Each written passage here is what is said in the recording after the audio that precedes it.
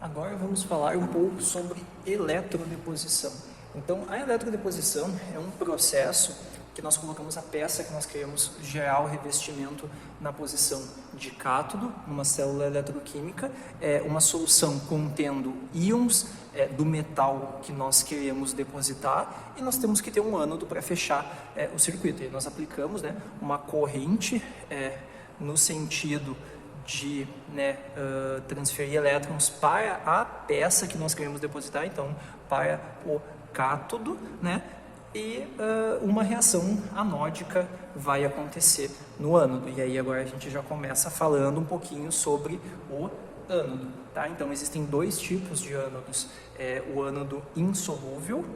Então o ânodo insolúvel, ele vai ser um ânodo de algum material normalmente inerte, aço inoxidável, titânio, platina, grafita, que ele vai servir só como suporte, para a gente ter uma reação se completando aqui, porque o interesse, na verdade, é o cátodo. A reação daí, normalmente, que vai acontecer no ânodo, vai ser a reação de geração de oxigênio, ou seja, a oxidação da água. Tá? Então essa reação aqui é a reação que vai acontecer no ânodo insolúvel. Qual que é a grande questão do ânodo insolúvel? O sal, a gente vai depositando algum metal aqui sobre a superfície do cátodo, e aí o que vai acontecendo? Esse metal que está sendo depositado, ele vem de dentro da solução. Se ele vem de dentro da solução, a solução começa a diminuir a concentração desse íon metálico, e aí nós precisamos repor esse íon metálico. Normalmente a gente adiciona ele através de sais desse metal. A gente tem que ir repondo porque a concentração vai diminuindo, porque a gente vai depositando sobre a peça, tá? Então isso daqui é uma maneira. Um outro tipo de ânodo que existe é o ânodo solúvel, tá? Então qual que é a diferença? O ânodo solúvel, normalmente, ele vai ser do mesmo material que já tem íons na solução. Então, por exemplo, vamos pensar que a gente quer fazer uma deposição de zinco, tá? Então nós vamos ter íons de zinco na solução, certo? E o nosso ânodo, ele vai ser de zinco. E o que vai acontecer? A reação anódica que vai acontecer aqui, ela vai ser a reação de oxidação do zinco. Então, o que vai acontecer é que ele vai se corroer. Esse ânodo, ele vai sendo consumido, cada vez vai ficando menor, e íons de zinco vão entrando na solução. O que acontece é que a solução, ela se mantém com uma concentração constante, então a gente não precisa ficar repondo, porque o próprio ânodo repõe aquele metal que foi depositado no cátodo, tá? E aí no cátodo, qual que é a reação que nós vamos ter? Uma reação genérica, que a gente pode, serve para qualquer metal, vai ser a reação de redução, de um metal. Então, a gente vai ter um íon metálico recebendo elétrons, formando, um metal.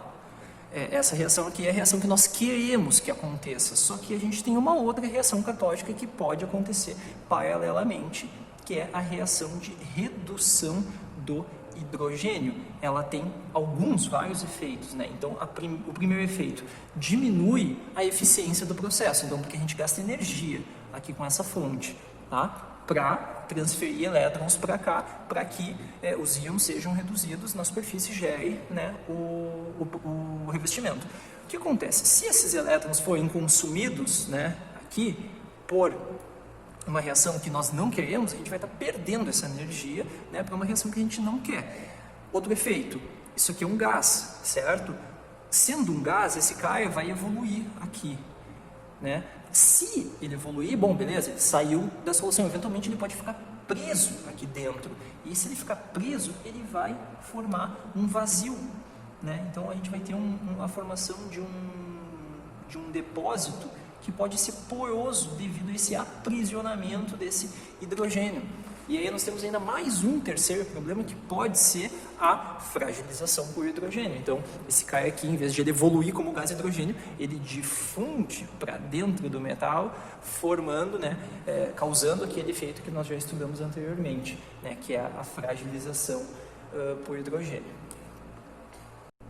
Agora, falando um pouquinho sobre eficiência, né, desse processo que eu havia até comentado anteriormente, se a gente plotar um gráfico de densidade de corrente por eficiência, o que a gente vai observar? A gente vai observar esse efeito aqui, certo?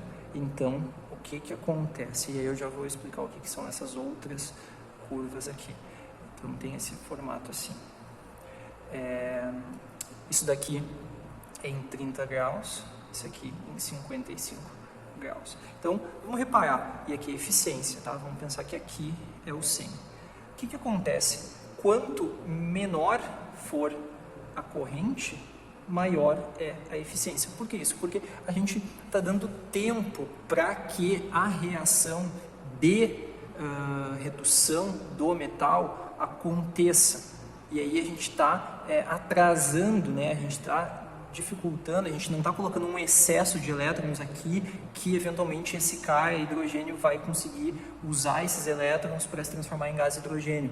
Então o processo acaba ficando bem mais controlado, a gente tem uma eficiência maior. Qual que é o problema? A gente gasta um tempo global muito maior. Então o tempo para a gente gerar um depósito, por exemplo, de 10 micrômetros, vai demorar muito mais se a gente usar uma corrente de 1 do que se a gente usar uma corrente, por exemplo, de 10 ampere por centímetro quadrado, né? O que acontece? Quando a gente aumenta a corrente, a eficiência vai cair devido ao aumento, né, dessas reações paralelas. Então isso aí acaba sendo um problema. A gente aumentar a temperatura acaba também aumentando a eficiência. Então, por quê? Porque esse cara aqui se torna muito mais móvel, então a difusividade dele, ele difunde muito mais rápido, né? A taxa de recombinação desse cara aumenta muito, então a gente tem essa vantagem, e aí o processo acaba se tornando mais eficiente. Só que a gente tem uma desvantagem aqui, que a gente aumenta a evaporação,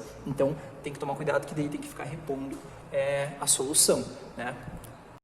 Falando agora sobre os eletrólitos, então a gente tem alguns fatores que influenciam bastante os eletrólitos. O primeiro deles é o pH, a gente já vai falar mais especificamente sobre ele, e outras coisas que nós colocamos no eletrólito para conferir características específicas. Então a gente pode colocar abrilhantadores, molhadores, complexantes, né, que vão causar efeitos no revestimento, né? Então vamos lá, vamos falar primeiro sobre o pH. Então a gente pode dividir o efeito do eletrólito do pH em dois tipos, que são eletrólitos ácidos e eletrólitos básicos, né, alcalinos basicamente.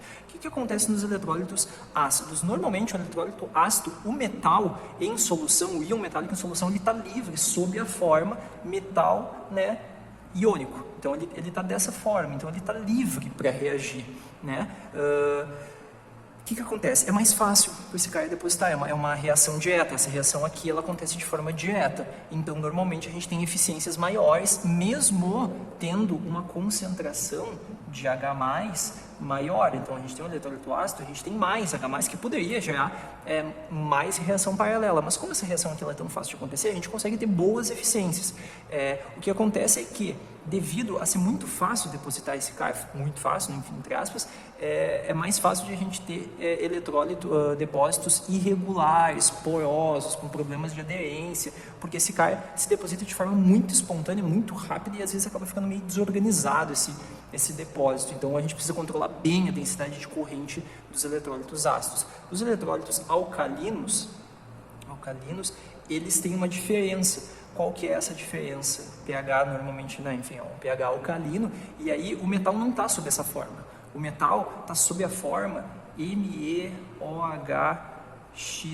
certo? Então ele está sob a forma de um hidróxido, né? Combinado, complexado. Então o que vai acontecer? Quando nós aplicarmos o potencial catódico, esse cara vai ter que, né, difundir até a superfície metálica, absorver aqui, vai ser gasto energia para romper essa ligação aqui desse complexo, liberar o íon metal, né, o íon metálico, para daí ele receber os elétrons no cátodo e reduzir de fato. Então, o que acontece? A eficiência, né, desse CAR normalmente é bem mais baixa. Então, enquanto que a eficiência dos eletrólitos ácidos é maior. Qual que é a vantagem desse tipo de eletrólito? O filme formado, normalmente ele é mais homogêneo, mais denso, é mais fácil de nós controlarmos o depósito, apesar de normalmente a gente ter que usar densidades de corrente maior, né, e ter eficiências menores. Em alguns casos é bastante interessante nós usarmos esse tipo de eletrólito. Agora, falando sobre aditivos, vamos começar falando primeiro sobre os abrilhantadores. Então, o que é um abrilhantador? Ele é um cara que vai conferir brilho. Mas o que é brilho, né? É uma superfície bastante lisa com cristais. A definição, né, mais científica seria cristais com tamanho menor que 0,3 micrômetros. Tá? Como é que a gente sabe quem é um abrilhantador, quem é que não é? Empirismo total, certo? Então não tem muito o que fazer, tem que tentar, tentativa e erro para descobrir quais são os abrilhantadores de cada caso, né? Então, se você vai fazer uma deposição de cromo é uma coisa, de zinco é outra, de, enfim, alumínio, cobre, cada um vai ter abrilhantadores específicos, né? E dependendo ainda do pH da solução. Como é que esse abrilhantador funciona? Se a gente pegar a superfície, a gente tem uma superfície, ela vai ter uma rugosidade, e aí o depósito vai estar acontecendo, certo? Ele vai tentar seguir esse cara aqui, e aí o abrilhantador, ele é um cara que ele vai atuar inibindo o prosseguimento das reações do depósito justamente nesses picos, certo? Então esses picos aqui, o abrilhantador, a molécula do abrilhantador vai absorver, certo? Aqui em cima, e vai inibir, né, a continuidade do crescimento desse depósito naquela região ali. E aí o que vai acontecer? Inevitavelmente, o depósito ele vai ter que começar a crescer, né, adjacentemente. E isso vai conferindo, né, cada vez mais uma superfície lisa, né? E também vai conferir também cristais menores, que também aumenta o poder de brilho, certo? Nós temos ainda os niveladores. Os abrilhantadores e os niveladores, eles têm mecanismos de atuação razoavelmente parecidos, mas a diferença é que o abrilhantador ele trabalha com um tamanho de cristalito bem menor. O nivelador já não é tão pequeno, certo? E a gente ainda tem que dividir os niveladores em dois tipos, que são o geométrico e o real. O geométrico é aquele cara que copia a superfície. Tá? Então a gente já comentou isso, né? O níquel químico tem essa propriedade. Então, na verdade, o que acaba acontecendo é que ele não chega a ser um nivelador real, digamos. Ele copia a superfície, então ele não vai mudar a rugosidade do material, ele vai manter a mesma rugosidade, né? Então não vai acontecer o que a gente gostaria de fato, que é nivelar a superfície. Um nivelador real, ele vai fazer esse efeito aqui. Então o que acaba acontecendo? Justamente na parte, né, mais profunda acontece um depósito maior de metal. Percebam? E aí, olha só, a rugosidade da peça vai diminuir, né? E aí a gente vai ter de fato o efeito nivelador. Como é que funciona o nivelador? Parecido com o abrilhantador. As moléculas niveladoras, elas absorvem nessas regiões aqui, certo? Nas regiões mais altas, nos picos, e aí impedem, certo, o prosseguimento da deposição nessas regiões, enquanto que essa região aqui está livre e vai, enfim, depositando mais, então vai chegando no mesmo nível dos outros, e aí ele vai de fato nivelar. A gente percebe também mais um detalhe: quanto mais espesso for esse depósito, maior vai ser o poder de nivelamento. Então, se a gente tivesse um depósito mais espesso aqui ainda, eventualmente a gente teria algo assim já, certo? Então, uma coisa que também está relacionada seria o poder, né? O poder de nivelamento ele é a função da espessura. Quanto maior a espessura, maior o poder de nivelamento. Os molhadores ou surfactantes, eles são moléculas que eles vão ter uma parte hidrofílica e uma parte hidrofóbica, então com uma estrutura parecida com aquela que a gente comentou do detergente ou do sabão, né? Então a parte hidrofílica, ou seja, que se solubiliza em água, vai ser representado por uma bolinha, e a parte da cauda hidrofóbica por uma tripinha aqui, certo? O que vai acontecer? Esses CAIAs, eles mudam a tensão superficial, tanto da solução quanto da superfície metálica. Então vamos começar pela solução. Então se a gente tiver um bekerzinho aqui, tá, com água, e nós colocarmos um surfactante, esse CAIA aqui, qual que vai ser a tendência dessas moléculas se orientarem? Então a parte hidrofílica, ela gosta da água, ou seja, ela se solubiliza em água, então ela não tem problema nenhum em ficar perto da água com a água, então ela vai ficar na água, tá? Só que esse CAIA aqui é hidrofóbico, ele não gosta da água, tá? Então ele vai tentar se orientar o mais longe possível da água. Ele vai fazer isso daqui, ele vai ficar orientado dessa forma aqui, tá bom? E aí o que acontece? Acontece aqui uma quebra, né, na tensão superficial da água. Então existe a molécula de água, ela tá assim, ó, ela tá ligadinha dessa forma, moléculazinhas de água, tá bom? Isso daqui tem uma força de coesão entre elas, tá bom? Que é o que gera a tensão superficial, tá bom? Agora, então ela tem uma tensão superficial X. Se nós colocarmos uma molécula aqui, quebrando esse CAIA aqui, essa coesão ela vai ficar diminuída, então a tensão superficial vai ficar menor, então é mais fácil, se alguma folha, algum papel cair aqui, vai ser mais fácil ele quebrar essa coesão aqui, tá? Isso daqui é a forma como esses surfactantes eles atuam no eletrólito, tá? Agora, como é que ele atua na superfície metálica? Então, na superfície metálica, ele vai atuar da seguinte forma: a parte apolar vai ficar fracamente absorvida na superfície do metal e a parte hidrofílica vai ficar virada para a solução. Dessa forma. Isso daqui diminui também, devido ao mesmo fator que aqui, diminui a tensão superficial do metal. Diminuindo a tensão superficial do metal, fica mais fácil para os íons metálicos, o Me+, ele chegar aqui, tá bom? Fica bem mais fácil ele chegar, então, e esse controle, essa superfície, digamos, mais controlada e homogênea, ela proporciona um efeito, né, de um depósito mais homogêneo, mais compacto. Isso daqui também facilita o que? O desprendimento de gases, então a gente forma gás hidrogênio durante o depósito. Como a tensão superficial é mais baixa, é mais fácil esse gás se desprender dessa superfície metálica e ir embora, ok? Agora vamos falar um pouquinho sobre o efeito da geometria. O que acontece? Quando nós vamos eletrodepositar algum metal sobre uma superfície metálica, essa peça, ela normalmente ela não vai ser totalmente regular. Então a gente tem um exemplo aqui de uma peça irregular. Então tem zonas que estão mais próximas e mais afastadas do ânodo. Isso gera, na verdade, o que acontece? A gente tem linhas equipotenciais, que nós chamamos, ou linhas de difusão, tá? Essas linhas equipotenciais, linhas de difusão, elas são dependentes de propriedades da solução, né, e dessa geometria. Então, a gente consegue, aqui eu estou fazendo o desenho, né, de algumas delas, a gente consegue perceber que elas não são iguais, devido a essa geometria, né, esse posicionamento dos eletrodos. E aí o que acaba acontecendo? Regiões que estão mais próximas dos ânodos, o íon metálico ele precisa percorrer um caminho menor, ou seja, um caminho mais fácil. Então, a gente tem uma tendência do depósito ficar mais espesso nessas regiões, né, onde acontece essas linhas menores. E nas regiões mais afastadas, nós temos depósitos mais finos, né? Então, isso é um efeito da geometria. Como é que nós poderíamos resolver esse efeito de geometria? Bom, a gente poderia aproximar, né, os ânodos bem pertinho do cátodo, e aí, enfim, né, a gente não ia mais ter esse problema, porque a nossa queda ômica, devido à resistividade da solução, ela ia ficar bastante diminuída.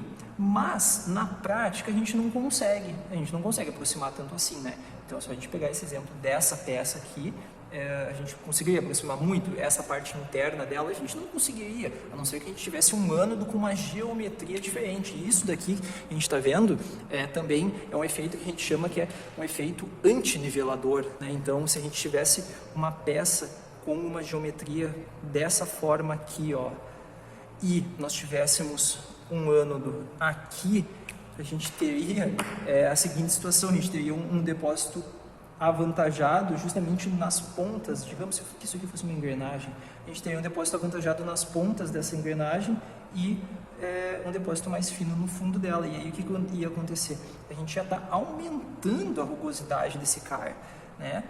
Então, como é que a gente consegue resolver isso daqui? Normalmente a gente tem que adicionar ânodos auxiliares, então teria que colocar um ânodo auxiliar aqui nessa região, certo? Para evitar esse problema. Outra coisa seria alterar as propriedades da solução. Então, se a gente consegue deixar a solução ela mais condutora, nós diminuímos esses efeitos, né? Outra coisa, a gente coloca complexante. Quando a gente coloca complexante, o depósito fica mais difícil de acontecer. A gente precisa de um sobrepotencial, de uma corrente maior. E aí o negócio começa a acontecer de forma mais controlada e não dependendo tanto dessa parte de, enfim, desse caminho iônico que os íons precisam percorrer.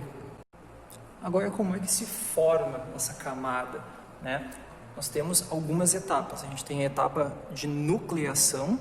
Então é a etapa onde o íon metálico ele sai lá da solução, né, e atinge a superfície, recebe o elétron e se deposita. Normalmente isso daqui acontece onde? Acontece em defeitos da superfície. Então a gente tem uma superfície que ela é irregular, né, e aí esse CAR ele vai chegar nesses defeitos, absorver, receber o elétron e, né, se transformar no íon metálico. Depois existem alguns mecanismos de crescimento. Então esse crescimento ele pode ser por camada, então fecha toda uma primeira camada para daí continuar a segunda camada, ou ele pode ter a formação de aglomerados que eles vão coalescendo, né? Então são alguns modos de crescimento enfim, de um eletrodepósito que depende de uma série de fatores, né? Complexantes, concentração de íons, a corrente, né? E aí esses CARs aqui, conforme eles vão crescendo, eles vão tendo aderência devido a essas ligações atômicas que acontecem entre o depósito e o metal e os próprios átomos do próprio depósito, certo? E aí a gente tem dois fatores que eles determinam as características do nosso depósito, que é a velocidade de nucleação, tá? E a velocidade de crescimento, tá? Então a gente vai ter ali um depósito de granulação grosseira, tá? O que acontece num depósito de granulação grosseira? A velocidade de crescimento ela é muito maior que a velocidade de nucleação, certo? Um depósito homogêneo ele vai ter velocidades de nucleação e de crescimento parecidas, iguais. E depósitos pulvurulentos, eles vão ter velocidade de nucleação muito maior do que de crescimento.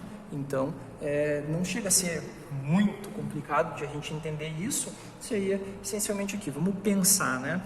Nucleou, tá? E aí a velocidade de crescimento é muito maior do que a de nucleação. Então significa que nucleou aqui, esse CAR vai crescendo, crescendo, crescendo, e isso daqui, teoricamente, vai formar um grão. Então esse grão vai ficando enorme até formar o próximo grão, que também vai crescer muito e vai ficar enorme. Então um grão ainda vai acabar tensionando o outro, eles vão trincar, certo? E aí vai ficar um CAR grosseiro. Então blocos enormes, né, desse revestimento. No caso do pulvurulento, o que acontece? O cara formou, né, um núcleo aqui, só que do lado já forma outro, do lado já forma outro. O que acontece também? Não tem, como o negócio forma tão rápido, não tem capacidade, o próprio revestimento não tem capacidade de ter aderência nem no substrato, nem um com o outro. Então tem essa combinação, né? Então esses dois CARs, o grosseiro e o pulvurulento, eles não têm capacidade de ter aderência nem no substrato, nem entre si, né? Esse cara aqui ele fica grosseiro, ele tensiona um ou outro, ele acaba ficando quebradiço. Esse cara aqui, como os núcleos são muito pequenos, eles ficam muito soltos, acaba que ele fica esfarelando muito fácil. E o homogêneo, o negócio cresce de uma forma mais comportada, e aí ele fica realmente, de fato, aderente. E aí, como o íon, né, metálico, ele sai lá do seio da solução e chega na superfície metálica? Existem algumas formas que ele faz isso, né? Primeira delas, difusão. Então, difusão é uma força, né, que existe devido à diferença de concentração. Então, como aqui na superfície metálica a gente está transformando o íon metálico em metal, a concentração bem pertinho da superfície metálica, ela está baixa de íons metálicos, né? Então existe essa força que leva, né, esses íons para perto dessa superfície.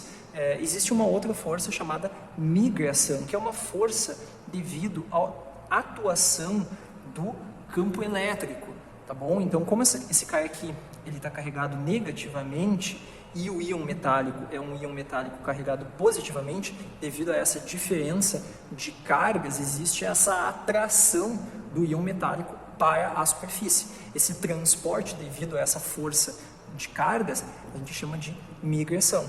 E por fim a gente tem a convecção, que é a agitação mecânica da solução mesmo, né? Então a gente vai agitar, a gente consegue empurrar esses íons metálicos com muito mais facilidade para a superfície metálica, né?